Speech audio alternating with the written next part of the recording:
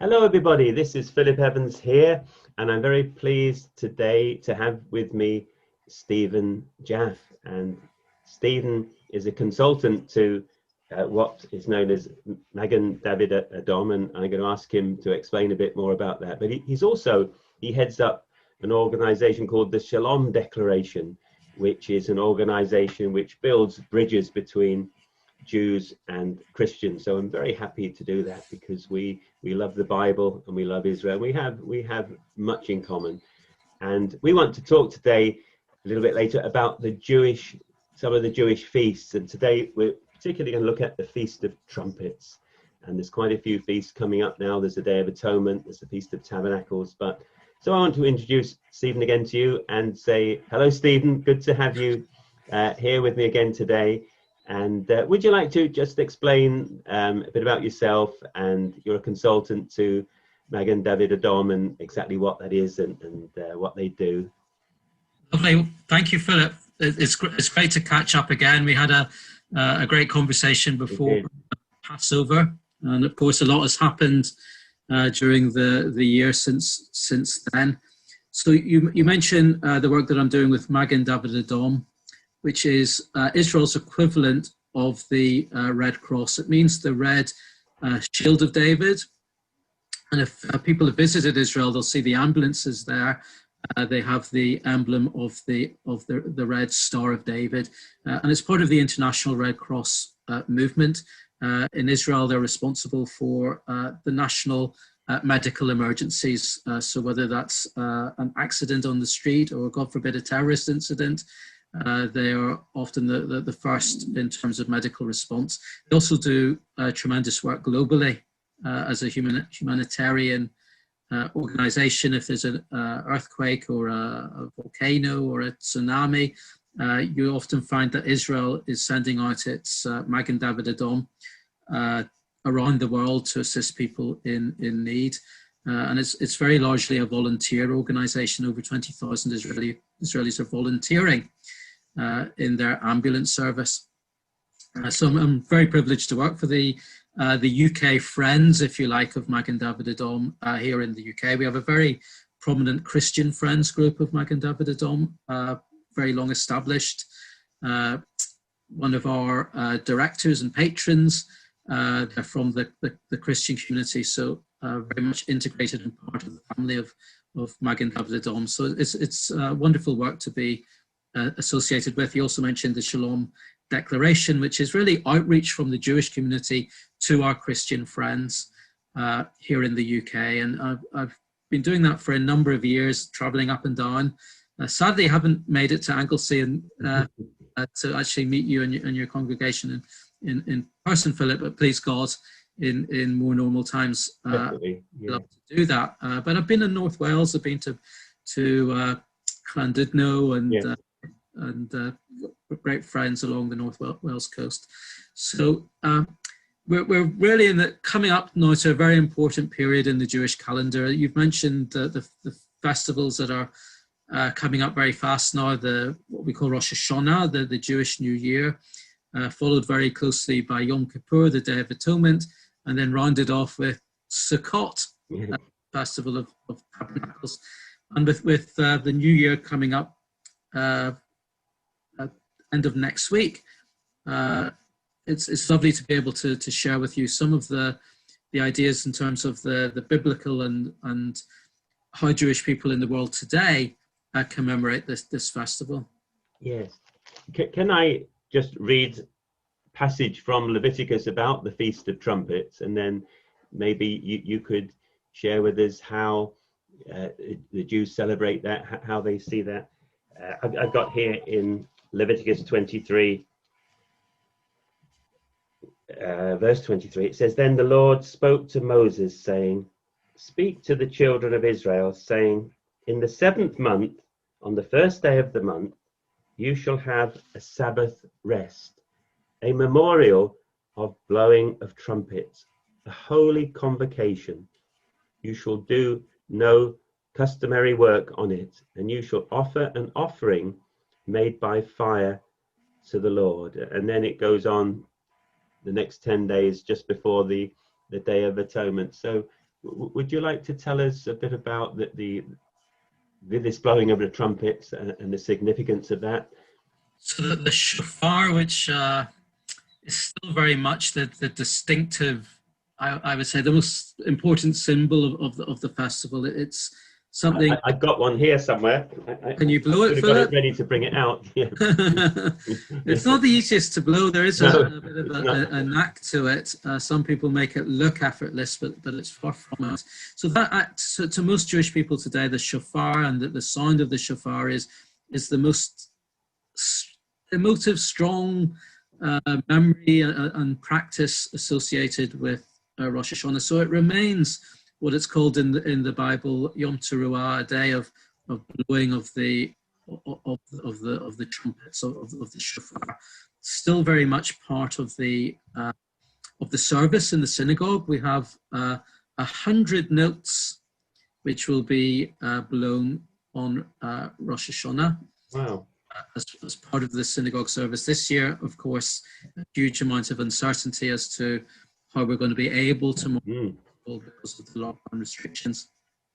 Also, we have the fact that this year Rosh Hashanah is on a Shabbat. It's actually falling on Friday night and Saturday. We don't actually blow the shofar on Shabbat, but on the second day of the festival, on Sunday, the shofar will be blown, and I know many people were planning to hear the shofar even if they couldn't get to a synagogue because of the restrictions, and in that there would be people blowing the shofar in their garden or in the car parks or whatever, and there would be socially,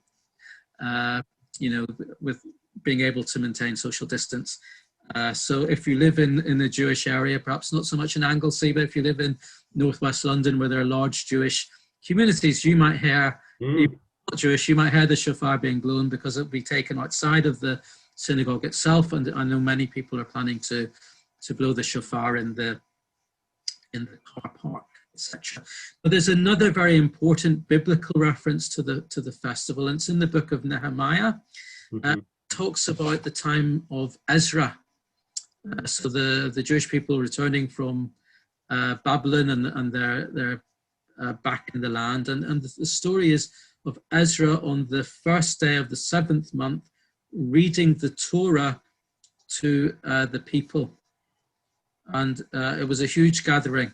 No social distancing that year. No. It says there were men, women, everyone who could understand were there, and he read the Torah from early morning right through to the afternoon, and for many of them it was the first time that they'd heard it or understood it. And they were very conscious of how they had fallen short. They hadn't understood all of the Torah's requirements. And there was a sense of great sadness and fear amongst the people. And Nehemiah sends them away by saying, take strength in the Lord and make this a day of joy. For the joy of the Lord is your strength. This is what he says to the people. Go your way, eat the fat and drink the sweet. This is what he says. Send portions to him for whom nothing is prepared. Don't be grieved, for the joy of the Lord is your strength. And this took place on the first day of the 7th month. You have a sense of the major themes of the festival. It's one of renewal. To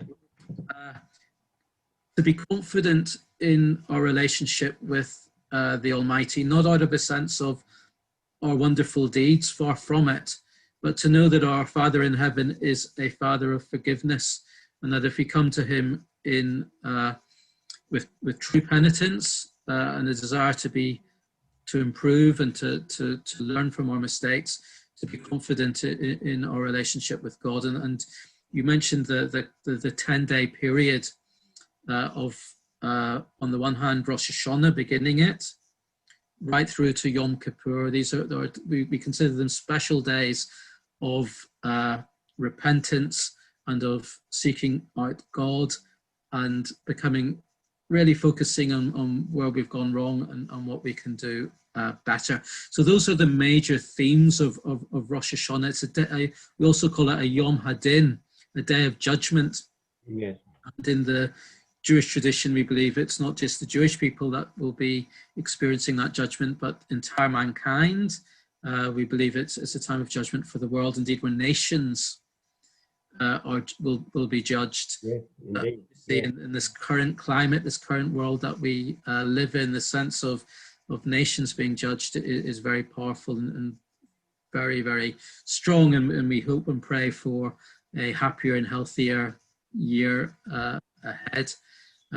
But that requires, and I know Christians feel this very strongly as well, a humbling amongst the population in terms of a relationship with the Almighty. I think we're seeing in our world today how our faith in scientists and doctors and governments to get us out of a crisis only goes so far, and their knowledge only goes so far, and it requires us to humble ourselves before God. So that is a very timely message this year for Rosh Hashanah. Yes, it reminds me of 2 Chronicles 7 verse 14, which is a verse that's quoted a lot amongst the Christians I sort of talk with today, which sums up what you said. It's as if my people who call by my name will humble themselves and pray and seek my face, turn from their wicked ways. Then I'll hear from heaven, forgive their sin and heal their land. And as you say, I don't, medical science is wonderful, but it only goes so far. Yes, indeed. And I'm sure this will be kind of thoughts of many of us in the Jewish community as we approach Rosh Hashanah this year, because of those strong themes of judgment, of approaching God. It's important to say, I think, Philip, we don't believe that God is only near to us during this 10-day period. The 10-day period is there for man. Yes. Important for man to because of who we are, our frailties and our ego. It's important for us to set aside a time of the year which we can really focus. That's very, I think, useful from a human perspective. We're not saying that somehow God is near to us during those 10 days and he's somewhere else. No. So it's very much for man, but it is it's a new year. It's not kind of the New Year celebrations that we see in the secular world. Remember, no fireworks, no time of parties. That's not really it. It's a time for taking spiritual stock. It's not a time of sadness or fear. I think it is a festival. It is a holiday. We do have certain customs in the home, although I would say it's focused mainly on a synagogue services in Rosh Hashanah. But many people might be aware of the custom, for instance, of dipping the apple in the honey for a sweet new year. That's something that we'll be doing on the night of Rosh Hashanah. Many families have the custom of eating pomegranates in the hope that our good deeds should be as many as the seeds of the pomegranate.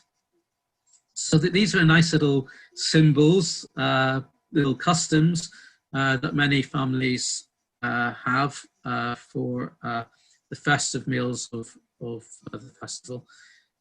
So it's I can only talk personally, really, in many respects, but for me, Rosh Hashanah and hearing the shofar being blown is one of the most powerful spiritual experiences of the year. It takes me back, I think, of my own childhood, for example. I'm back there with standing next to my late father in the synagogue. It has a lot of strong family resonance, but the sound is something, I don't know if primeval is the right word for it, but I think the shofar must be one of the oldest musical instruments there is. Yeah. It's often, it doesn't have to be a ram's horn, but it invariably is the ram's horn.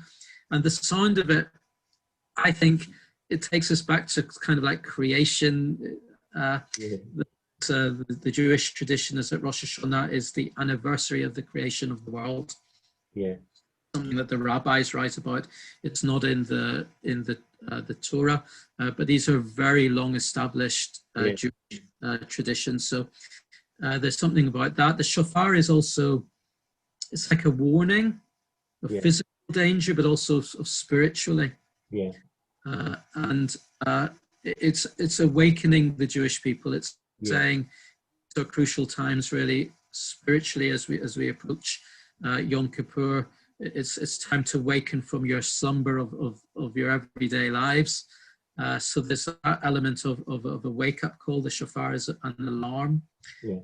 And it also points forwards, because we see the shofar as being messianic, but there will be a great shofar sounding in the coming of Messiah. So we're looking ahead as well. So it's a very powerful instrument, and I know how much Christians love the shofar. I'm not surprised that you have one. I've been to so many Christian events which begin by the blowing of the shofar. I was at an amazing event in Glasgow once where they had shofars and bagpipes blowing. It was a Scottish night to honour Israel, and there were members of the community alongside Christian friends. And that was a very special evening. So I think the shofar is something very special and shared beyond the Jewish people itself. Yes, I think that is terrific. And so, as you say, it's like God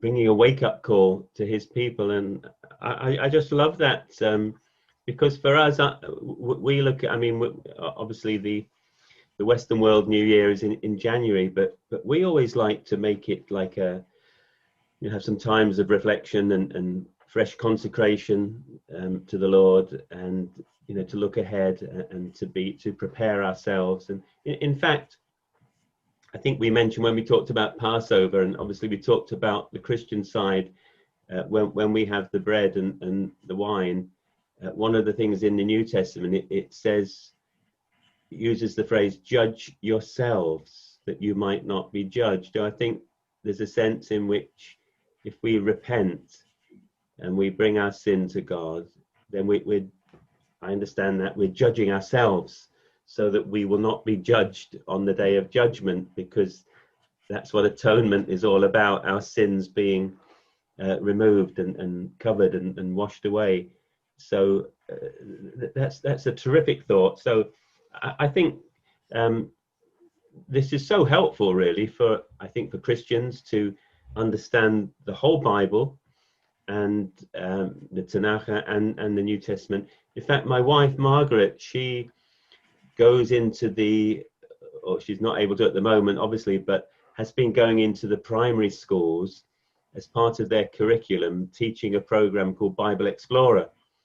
And that involves teaching about Passover, and she takes in a shofar and blows it to the children, and so they learn all about it. So they actually have 5 lessons when they do the whole of the books from Genesis to Malachi, and they do it with 40 hand signs. Starts with creation, and then fall, and then the flood, and then nations. And so they give the children the whole storyline of the Bible, which is amazing. So, that is so good. Thank you so much, Stephen. That's terrific.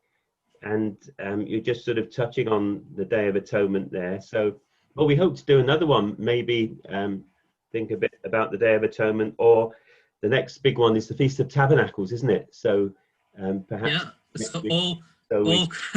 can look at that. Yeah, we certainly cram a lot in the 7th month. 3 lots of festivals. There's also a minor fast day as well. The day after Rosh Hashanah, we have a minor fast day. So we've got a lot going on, a lot of preparations for it. This year, of course, with a lot of uncertainty as to how we're actually going to be able to worship and commemorate it. But it's fantastic speaking to you, Philip, and I appreciate the platform, and I do look forward to the day that we will be able to meet in person. Exactly, and you'll have to come up to Anglesey. Well, you come. You also, I know, have got family there. Yes, sure. One way or another, please God, we will we will meet. And to wish you and your community, we say Shana Tova, which means to have a good year. Please God for us all. So thank you very much indeed. Thank you very much. I was very pleased. A few years ago, I went into a huge Sainsbury's in Hertfordshire somewhere, and I saw a sign, Shana Tova. So they're obviously catering to a Jewish population there. Well, thank you so much, Stephen, and we'll do this again. God bless you, and shalom. Shalom. Bye-bye. Bye-bye.